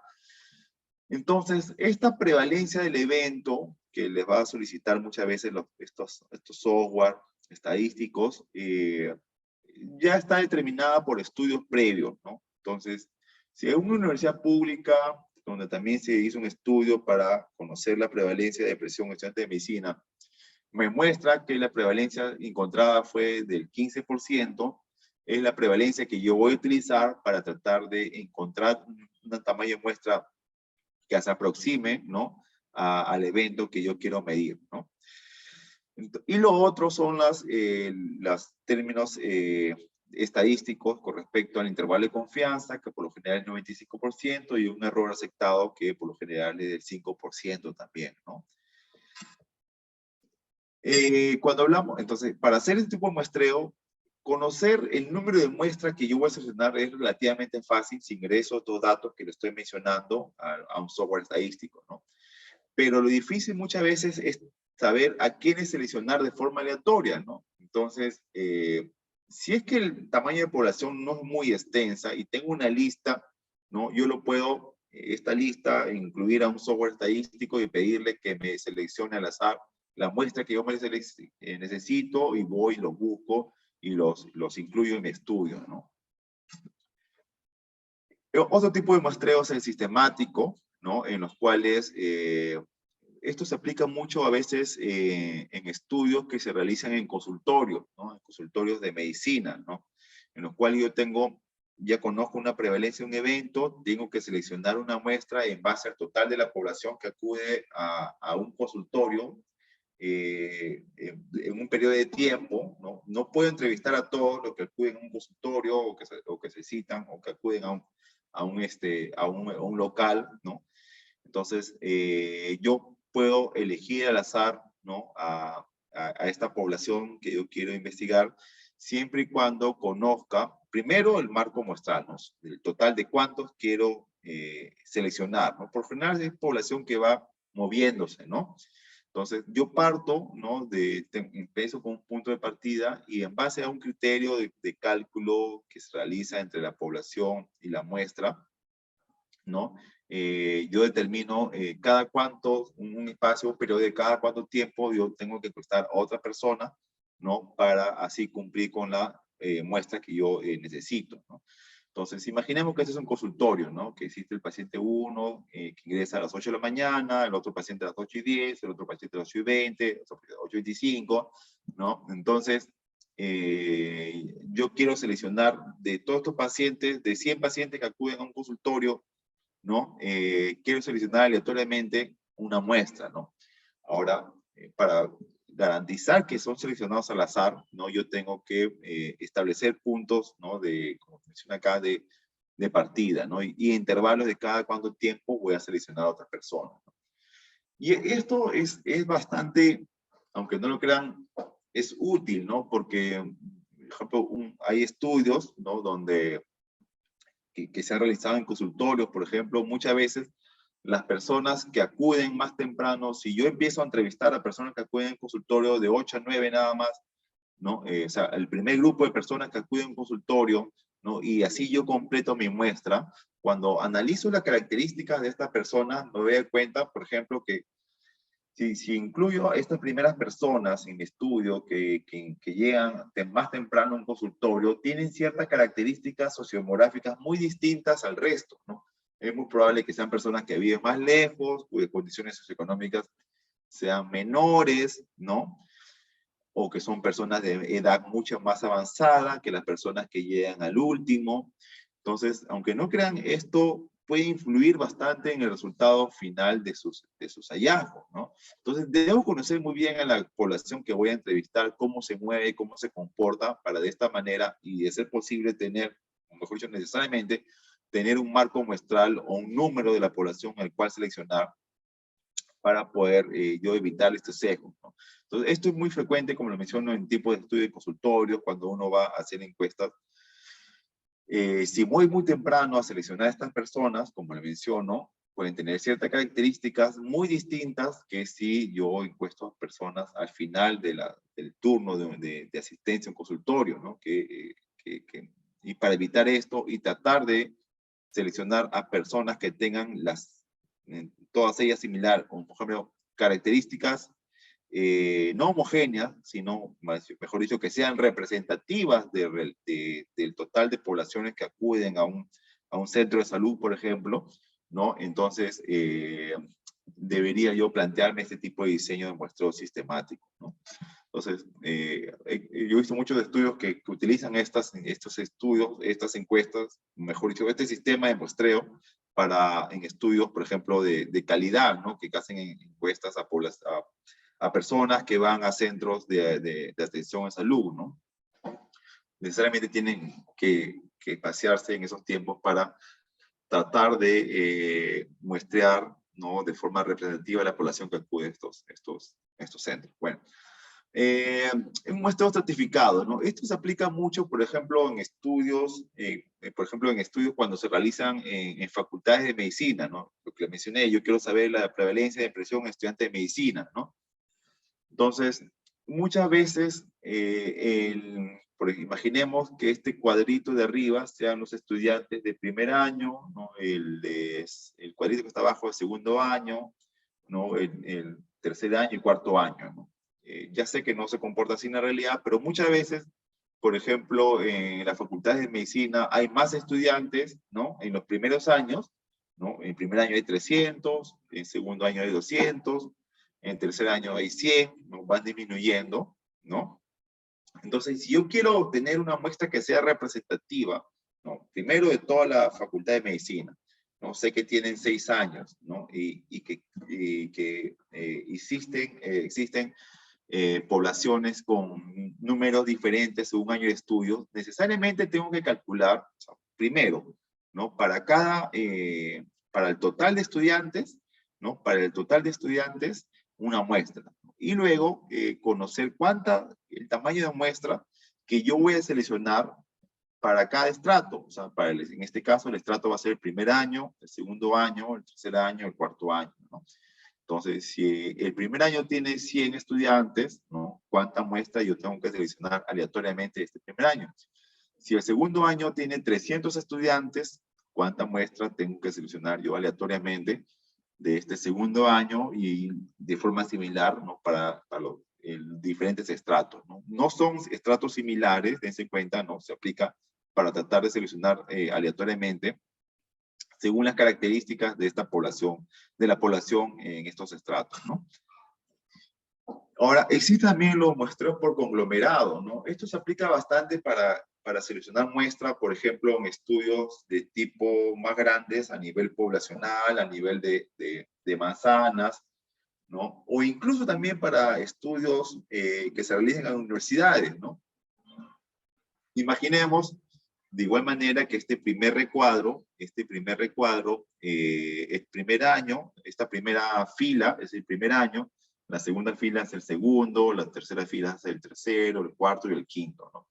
Y para esto yo debo conocer muy bien cómo están distribuidos justamente los conglomerados en los cuales se agrupan la población que yo quiero estudiar. Por ejemplo, si es que en el primer año existen primero A, primero B, primero C, primero D, ¿no? O sea, secciones, ¿no? Y yo necesito encuestar a un tamaño para este primer año, necesito seleccionar, imaginemos que este primer año son 200, yo tengo que seleccionar a 50, ¿no? Yo tengo que seleccionar a 50. Entonces, lo que yo, imaginemos, bueno, 200, sí, 50, ¿no? 50 yo tengo que seleccionar, ¿no? No, vamos a poner de 200, claro, 50. Entonces, como sé, ahora tengo que estar seguro que esta distribución de estudiantes, por ejemplo, el primero A, primero B, primero C, primero D, tienen similares características, o sea, no están distribuidos por el primero A porque son más inteligentes, el primero B menos, C menos y D son los últimos, no. O sea, tienen que ser por cuestiones probablemente simplemente de espacio, nada más, ¿no? O por apellidos, ¿no? Entonces, tengo que estar seguro que estas características son similares. Entonces, si para este primer año, que son 200 estudiantes, imaginemos que me piden una muestra de 100 estudiantes. Yo tengo que sacar de estos 200 estudiantes, 100 estudiantes, y yo sé que están distribuidos 50 en cada salón. 50 estudiantes en cada salón. Lo que yo puedo hacer para llegar a esta muestra de 100 es ir a un salón y encuesta al azar, ¿no? Son 4, elijo al azar uno de ellos y imaginemos es el primero B, ¿no? Me salió el primero B, yo voy y encuesto a todos los que están en ese salón, sé que son 50, ¿no? Y luego al azar elijo otro salón, me sale el primero C, ¿no? Sé que son 50 también, por cada salón yo voy, les aplico en la encuesta a todos, y así cumplo con mi cuota, ¿no? de muestra, ¿no? De 200, de 100 alumnos, ¿no? Bueno, creo que dije 100, bueno. Entonces, estos estudios acumulados es bastante útil, ¿no? Si es que yo conozco la distribución, ¿no? De cómo están conformados estos grupos, ¿no? Dentro de un ambiente específico, ¿no? No, esto pasa mucho. Nosotros hicimos un estudio hace muchos años para saber la prevalencia de tuberculosis en un distrito de Ica, ¿no? Y calculamos el total de la población, teníamos el total de la población, calculamos una muestra que creo que de la población eran de 1.200, nos salió una muestra de 300, ¿no? Y tuvimos que distribuir, teníamos el mapa de este distrito, ¿no? Y fuimos seleccionando por manzana, ¿no? Entonces, a todos los pobladores de una manzana íbamos encuestando. Entonces, encuestamos a una manzana así, a otra manzana que seleccionamos al azar, que sabíamos que habían tantas familias, íbamos y las entrevistábamos, ¿no? Entonces, es más rápido porque me permite llegar a la muestra de una manera más accesible, ¿no? Pero siempre y cuando yo tenga establecido cómo están distribuidos esta población, ¿no? Entonces, es útil para poblaciones grandes, si es que quiero hacer un muestreo a nivel poblacional, ¿no? puede ser en toda la universidad, ¿no? Puede ser a nivel de un distrito, ¿no? Entonces yo tengo que identificar muy bien los conglomerados, voy y barro con toda la población para ir sumando la muestra que necesito. Ya para terminar, con respecto a los estudios a los diseños no probabilísticos, ¿no? Como le mencioné, los que más se aplican aquí son los estudios, los muestreos no probabilísticos de tipo intencional, ¿no? Donde el investigador ya establece bajo ciertos parámetros, ¿no? La población que va a entrevistar, ¿no? Como lo mencioné, pero debo tener claramente establecidos criterios de inclusión y exclusión, ¿no? De esta manera al menos puedo evitar algún tipo de sesgos en la selección, ¿no? Intencional, en lo cual yo voy y aplico una encuesta, ¿no? a cierto grupo poblacional, ¿no? Sin necesidad de hacer un tipo de muestreo, ¿no? Y para algunos estudios donde probablemente la población sea muy poco accesible, ¿no? O sea una población muy excluida, y yo puedo aplicar este tipo de diseño de bola de nieve, ¿no? Que se aplica mucho, por ejemplo, en población, por ejemplo, en esta población HCH o hombres que tienen sexo con otros hombres, ¿no? Los cuales contacto primero a uno y luego le pido que por favor me contacte con otro, ¿no? Para yo aplicar la encuesta y así voy sumando una muestra que pueda ser representativa o que me permita llegar a responder la pregunta de investigación que yo me estoy planteando, ¿no? Pero como le mencionó, siempre es más recomendable plantearse una muestra y para tratar de hacer una medición, porque estadísticamente va a ser más robusto, más confiable, ¿no? Las pruebas estadísticas se van a ajustar mejor a responder una pregunta de investigación, ¿no? Y va a permitir garantizar a los que yo he controlado o he evitado algunos sesgos de selección. Muy bien, eso era todo lo que quería comentarles ahora. No sé si es que hubiera algún tipo de pregunta por parte de ustedes, duda, inquietud, y para tratar de responderlas en base a lo que hemos conversado, ¿no?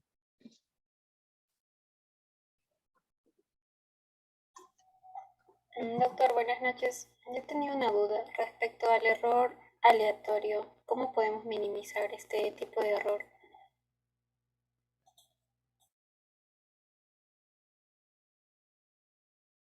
Doctor, su micro está apagado. Perdón, es un error que generalmente ya está implícito en el estudio, ¿no?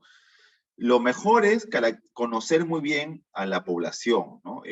Conocer muy bien a la población, a las características de la población, de cómo se comporta, ¿no? Como lo mencioné en este estudio al inicio, ¿no? Muchas veces los criterios de inclusión y exclusión ayudan mucho también a filtrar estos posibles sesgos o errores, ¿no? Entonces, si yo no defino muy bien las características que quiero seleccionar, medir la población, es muy probable que cometa algún tipo de estos tipos de errores, ¿no? Entonces, viene ya establecido con la muestra muchas veces, ¿no? Realmente, como menciono, se debe al azar, ¿no? Se dice que, por ejemplo, yo tengo, ¿no? ¿Cuántas veces yo debería seleccionar a una misma, o sea, tengo una población, ¿no? Yo hago una selección aleatoria de esta población, ¿no? Si repito 95 veces esta selección, ¿no? Es muy probable que no encuentre un error, pero siempre hay un 5% de probabilidades de que yo seleccione algunas veces poblaciones que no se ajustan a esta, que se escapan de esta selección, ¿no? Entonces, puede ser que dentro de esta selección yo haya excluido, ¿no? Algún tipo de características de poblaciones que ya vienen determinadas con el tiempo, con el evento de la población de estudio y no la pueda controlar, ¿no? Entonces, si bien es cierto, yo puedo controlar esto haciendo una muestra más grande, ¿no? Muchas veces no es posible, ¿no? Entonces, ustedes se van a dar cuenta alguna vez cuando hagan un tipo de estudio, ¿no? Que me ha pasado una vez que yo he hecho un muestreo, ¿no? Y dentro de ese muestreo yo hago mi distribución de edades, Y justo me seleccionó, en ese muestreo me tocó a una persona que por ahí tenía la edad más alta, ¿no? O sea, mi población eran mayores de 18 años, ¿no? Entonces me salió una persona que encuesté que tenía, por lo general la media era de 20 años, ¿no? De esta población, pero justo me salió una persona que tenía 60 años, ¿no? Entonces, cuando yo hago mis análisis, esta persona jala todo, probablemente me causa un error que si bien esto me salió de forma aleatoria, ¿no? Me puede generar un cierto de error que me afecta a mis resultados. Entonces, aquí yo decido, ¿no? Si es que lo excluyo o lo reemplazo por otro para tratar de evitar este error, ¿no? Me ha pasado también muchas veces cuando he hecho estudios para analizar notas, ¿no? O sea, yo tengo, cuando ustedes dan unos exámenes, saben que por lo general sus notas también se comportan con una distribución normal, ¿no? O sea, de 0 a 20, ¿no? La mayoría puede tener 13, 14, ¿no? Un grupo tiene 8, 9, ¿no? Y otro grupo puede tener 17, o sea, extremos, ¿no?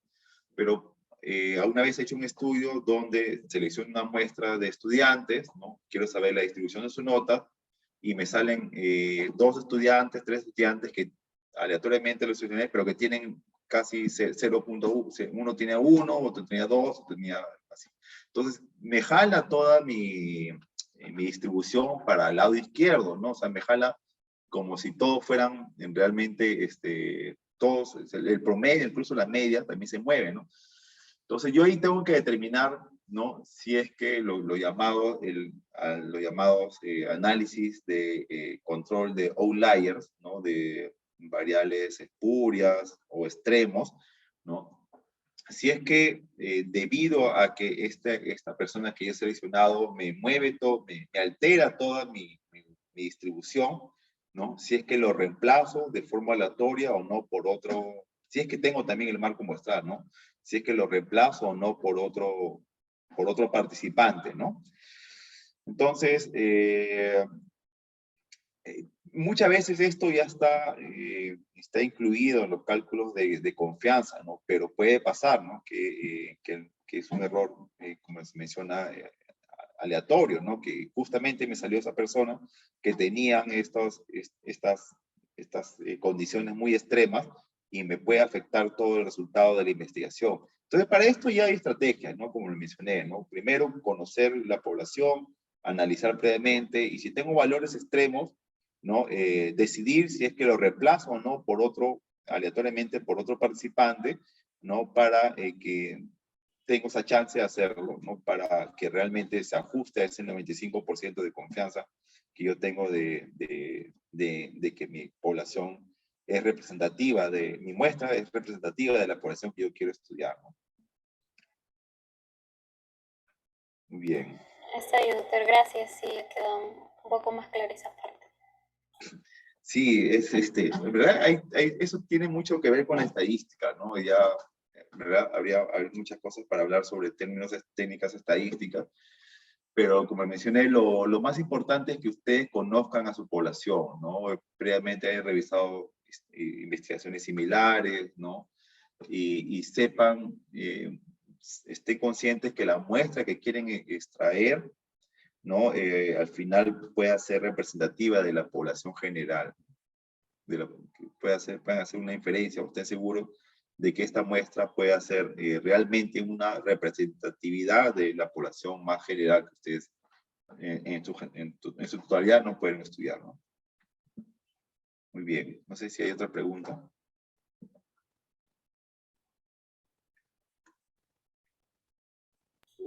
Chicos, si tienen alguna pregunta pueden escribir en el chat del Zoom o pueden prender su micro.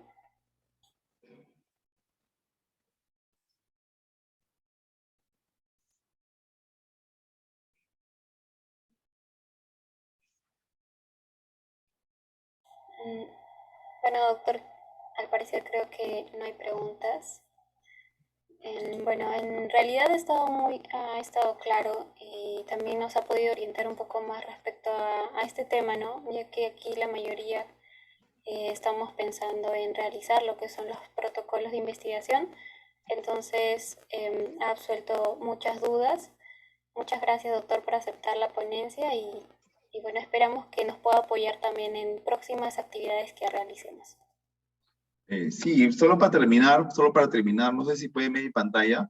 Sí, doctor, sí se puede ver. Sí, claro, hay varias formas de calcular la muestra, ¿no? Hay algunas que son, si usted busca en internet, hay unas calculadoras en línea, yo utilizo bastante esta que es OpenEpi, ¿no? Entonces ustedes aquí pueden ingresar, por ejemplo, al tamaño de muestra, ¿no? Para calcular un tamaño de muestra según una proporción, ¿no? Simplemente introducen los datos que le van solicitando, ¿no? Para calcular una muestra por una proporción.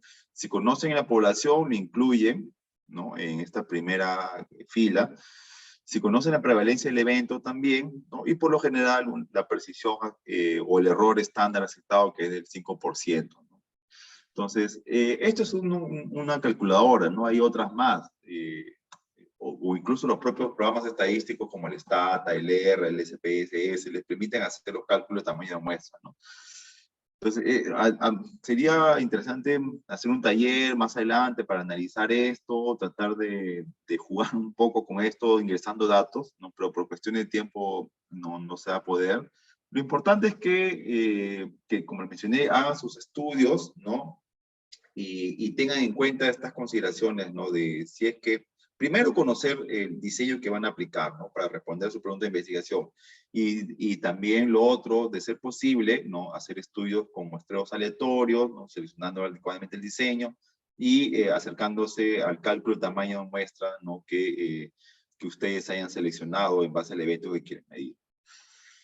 Muy bien, ahí, como menciono, este OpenEpi, pueden revisarlo y pueden ir practicando sus cálculos de tamaño de muestra.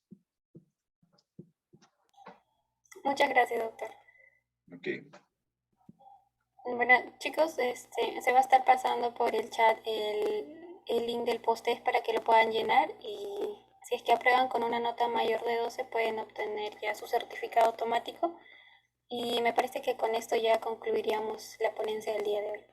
Muchas gracias a todos por su asistencia y nuevamente, doctor, reiterarle por parte del Comité Permanente Científico y también por el Comité Permanente de Publicaciones Científicas, quienes hemos sido organizadores de este curso, darle las gracias a usted porque siempre nos ha estado apoyando desde años anteriores también.